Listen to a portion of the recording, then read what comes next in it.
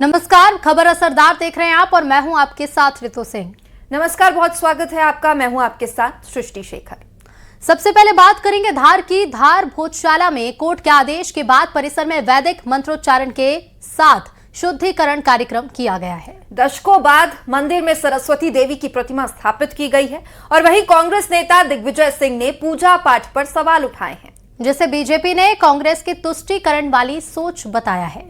ये रिपोर्ट देखिए।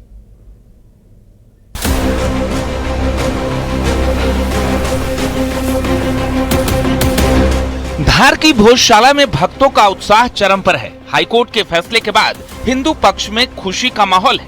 पूजा पाठ के बाद भोजशाला परिसर में वैदिक मंत्रोच्चारण के साथ शुद्धिकरण किया गया। दशकों बाद मंदिर में मां सरस्वती की प्रतिमा स्थापित की गई, जिसे लेकर भक्तों में जबरदस्त उत्साह देखने को मिला। पूरे परिसर में देवी देवताओं के जयकारे गूंजते रहे। सेवी अनुष्ठान आरंभ हो चुका है, भोजशाला का शुद्धिकरण हो रहा है और जैसे मंत्रों का गुंजायमान राजा भोज के शासनकाल में यहाँ पर हुआ करता था, वैसा ही आज 750 साल के संघर्ष के पश्चात भोजशाला में पुनः इस मंत्रों की गूंज सुनाई दे रही है। आज शुद्धिकरण के बाद मां की स्थापना होगी। यहाँ पर जो अखंड जो मैयर से लाई गई थी उसकी प्रतिमा यहाँ पर स्थापित की गई है। केंद्रीय राज्य मंत्री सावित्री ठाकुर का कहना है कि भोजशाला को विकसित किया जाएगा। लंदन में रखी प्रतिमा वापस लाई जाएगी। वो अब इसको और अच्छी तर्ज पे इसको विकसित किया जाएगा, ताकि दूर दूर से लोग, देश प्रदेश से लोग आए और यहाँ दर्शन करें और उसका ज्ञान प्राप्त करें देवी का, और आगे अपने जितने भी धार के जो राजा भोज है उसकी जो आने वाली पीढ़ी को हमेशा यादगार रहेगा कि नहीं, जो आने वाली जो पीढ़ी है उनको रहेगा कि राजा भोज ने ज्ञान देवी का एक मंदिर बनाया, और जो लंदन में मूर्ति है उसको भी लाने का प्रयास रहेगा कि ताकि जल्दी से जल्दी मूर्ति आए और यहाँ स्थापित हो। वहीं कांग्रेस नेता दिग्विजय सिंह का कहना है कि ये जगह एएसआई के जरिए प्रोटेक्टेड है, इसलिए यहाँ पूजा पाठ नहीं होनी चाहिए। एएसआई का प्रोटेक्टेड मॉन्यूमेंट है और आर्कियोलॉजिकल सर्वे ऑफ इंडिया के किसी भी मस्जिद, मंदिर, गुरुद्वारा, इसके अंदर चर्च, इसमें पूजा का कोई प्रावधान कानूनन तौर पे नहीं है। वहीं बीजेपी ने दिग्विजय के बयान पर पलटवार कर कहा कि उन्हें तुष्टीकरण के अलावा कुछ और नहीं सूझता।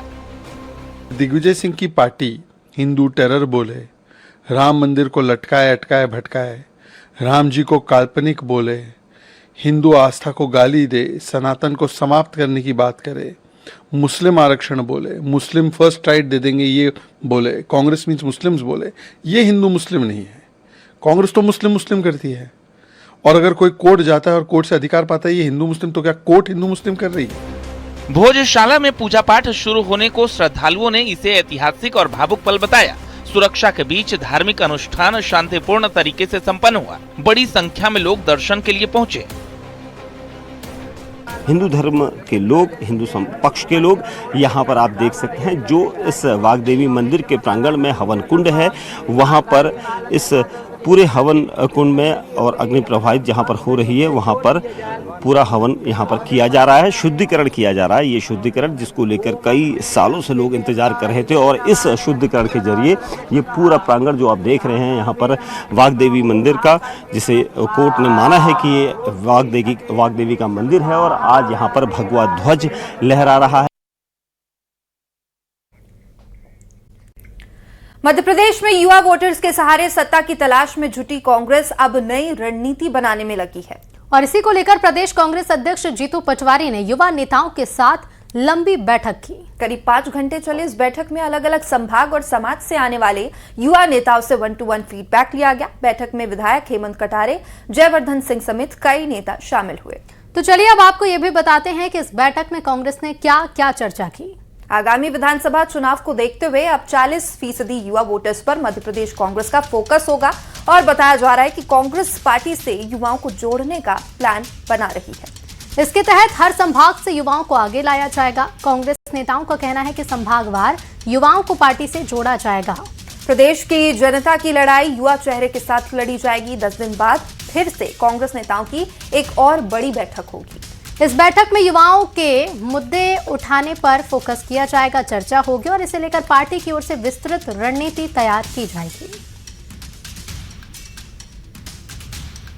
में कांग्रेस के नेता केवल और केवल प्रोपोगेंडा की राजनीति करते हैं और प्रोपोगेंडा के लिए नए नए तरह के अभियान लाते हैं और ये अभियान जमीन पर कहीं दिखाई नहीं देते हैं। प्रदेश का नौजवान जानता है कि कांग्रेस पार्टी ने नौजवानों से बैंड बजवाने का काम किया, उनके रोजगार छीनने का काम किया, यहाँ तक कि दिग्विजय सिंह सरकार में तो नौजवानों की शिक्षा व्यवस्था चौपट करने का काम कांग्रेस की सरकार ने किया। तो ये कांग्रेस पार्टी के झूठ, भ्रम और फरेब को प्रदेश के नौजवान अच्छे से जानते हैं। कांग्रेस के इस झूठ में नौजवान नहीं आने वाले। ये केवल राहुल गांधी की आंखों में धूल झोंकने के लिए प्रोपोगेंडा अभियान है। पढ़े लिखे लोग राजनीति में आ जाएं, इसके लिए माननीय राहुल गांधी जी ने संगठन सृजन के माध्यम से बहुत सारे युवाओं को सामने लाए हैं, संगठन में उनको जवाबदारी दी है और अभी टैलेंट हंट के माध्यम से पूरे प्रदेश के तमाम जिलों से लोग इकट्ठे हुए और टैलेंट हंट में हिस्सेदारी की उनने।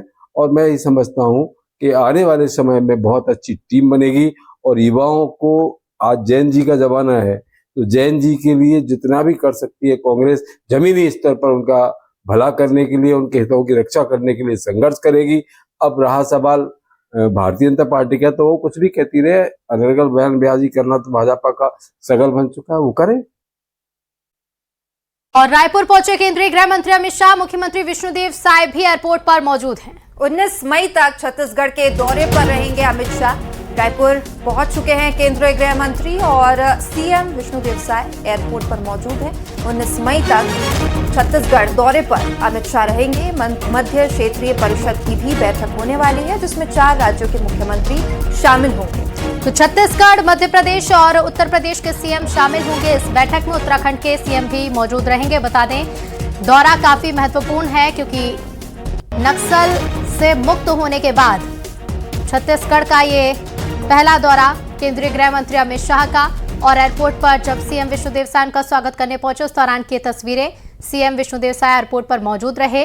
4 राज्यों के मुख्यमंत्रियों की मौजूदगी में एक बेहद महत्वपूर्ण बैठक होगी जिसमें अमित शाह शामिल होंगे। मध्य क्षेत्रीय परिषद की बैठक में अमित शाह शामिल होंगे। 3 दिवसीय दौरे की शुरुआत आज से हो रही है और गृह मंत्री अमित शाह पहुंच चुके हैं। एक्सक्लूसिव तस्वीरें गृह मंत्री के काफिले की। 19 मई तक छत्तीसगढ़ का दौरा है।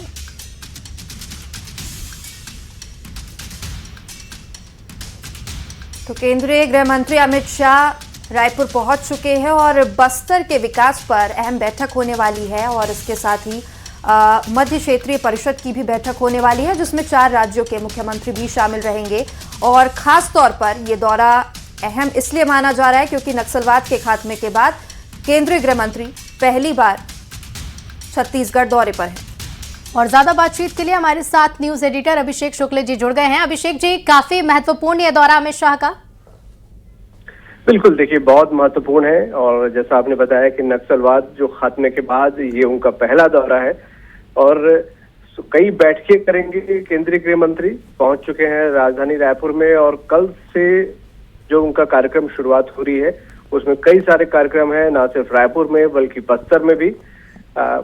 सबसे पहले अगर बस्तर की बात की जाए तो जो कैंप थे, एक पायलट प्रोजेक्ट के तौर पर एक कैंप को जन सुविधा केंद्र में तब्दील किया जाएगा। उस